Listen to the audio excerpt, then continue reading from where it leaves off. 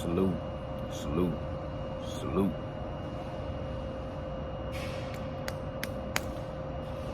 Nocturnal was happening. So real quick video, then I'm gonna get out y'all way. I was watching Errol Spence on the Pivot podcast, and he was describing the way he breaks down his fighters. He gave an analogy of water dripping on a brick, and it penetrates that brick and it'll break that brick, right? You know what the first thing I thought of? Because I'm a big fan of the Vikings, you know what I'm saying? The show Vikings with, what's his name? King Ragnar of Lothbrok. I've said that wrong, but King Ragnar. I was a huge fan of Vikings, and I still go back and watch it every once in a while. But it reminded me of his punishment to Floki when Floki killed Athelstan, and he had to punish him, and he was trying to think of the punishment that would fit the crime. And you've seen some of the most vicious punishments in the Vikings, like the one dude he gave the spread eagle, where he cut down his back and he pulled his organs out and laid them on his, shoulders like a wing, had him stretched out, and he say, if you don't break if you don't cry out in pain through this torture, then they're gonna open up, the gates to Valhalla. But if you cry out like a little punk, then they're gonna reject you. So that's some brutal pretty brutal, you know what I'm saying?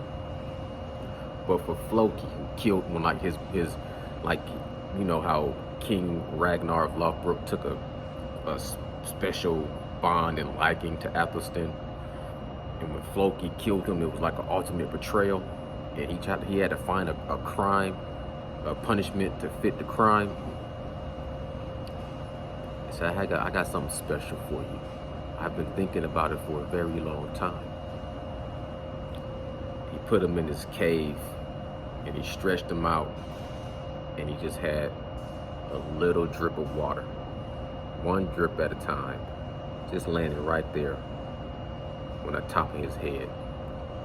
And Floki was already mentally different, but this was to break him and make him completely insane.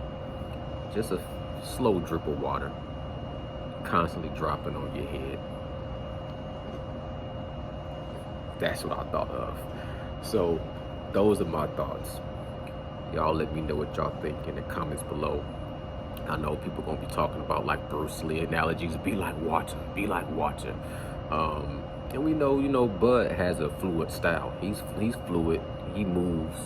And some people might think that Errol Spence is more of a brick. You know what I'm saying? Sturdy. They always describe him as sturdy and technical and fundamental. But now y'all can see a little bit of what I see when I see Errol Spence style. Because I heard somebody say it's a small YouTube channel, maybe he'll come up, maybe he won't, we'll see. But to me, he basing most of his material on Terrence Bud Crawford beating Errol Spence. And he had a video the other day that I watched, and he said, can y'all Errol-sexuals explain how Errol Spence has so much skill? All he does is come forward and work the body and has a good jab, and he's fundamental. But how does he have skill? And I'm looking at this dude, and I'm saying to myself, I doubt that you could even put your hands up in the defense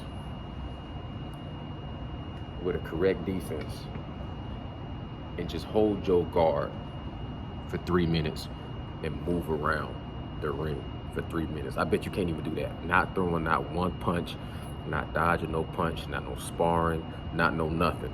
Not throwing a jab, not throwing a hook, not throwing, a cross, not doing anything but holding your. I bet you can't even hold your defense and your guard up for a full 3 minutes and move around the ring before your hands drop down. And you want to sit here and say, what skill does another man have who's at the elite level? Foolish, foolish. Anyways, those are my thoughts. Y'all let me know what y'all think in the comments below. It's Nocturnal. Wow.